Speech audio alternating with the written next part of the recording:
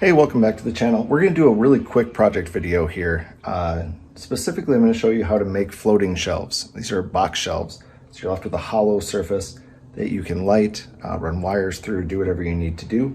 We'll take it step by step. It's really easy to do. They're very stable when they're done. So here we go.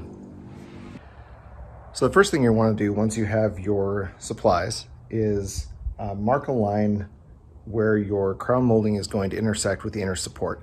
Now for the crown molding that I'm using, and I'll put a link in the description down below, that's at 2 inches. So I've got my 2-inch line marked, and then you're going to take just small scraps of 1x2 like this, so it's 1.5 inches wide, and we're going to place those along that mark. Now for me, my shelves are going to butt up to an edge, so I'm only doing the crown along one large side and one short side.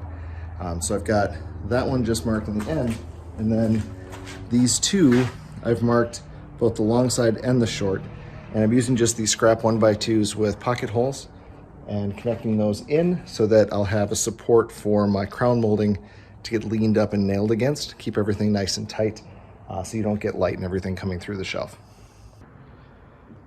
With the supports in place and crown molding attached, the next step is going to be to take another 1x2 and cut it shorter than the width of your shelf. It can be pretty close, but you want a little bit of wiggle room on this.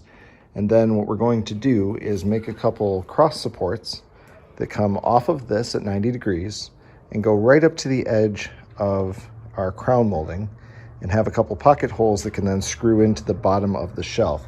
This piece with those supports will then get screwed to the wall so we can make it nice and level and everything else, make sure it's in studs and load bearing and all of that.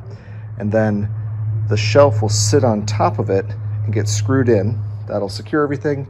And then the plate, the little 1/4-inch piece of plywood, is going to go across the bottom. You'll be left with a floating shelf with no visible hardware.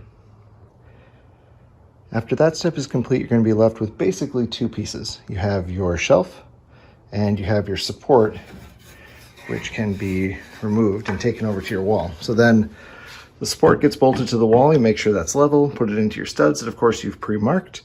And then the shelf will lay right on top of that, like this one up here, and just get screwed in through those pocket holes into the bottom. Now, the nice thing about that is since this is essentially a hollow box, you can run your wiring, you can do lighting like I'm doing, really do anything you want to embellish it. Then the last step is just on that shelf, finishing it off, painting it or staining it, depending on the look that you're going for. So aside from a little bit of finishing work, that is the end of this project. What you're left with is a very sturdy shelf that doesn't have any exposed hardware or any exposed mounting brackets or anything like that. And you can light it, do whatever you want. Obviously, I have a little bit of work to do there. And I might do a small video talking about what I'm doing for lighting at a later date. So normally, this being the end of a project, I would hit you with a dad joke at this point. But I've been so busy doing all of this that I haven't actually thought of one. And that's disappointing for me and well, probably for you too. But really, when it comes right down to it, I have nobody but myself to blame. All right, that wraps it up for me. Remember, with any project, it doesn't have to be perfect. First step in any DIY project is just to do it.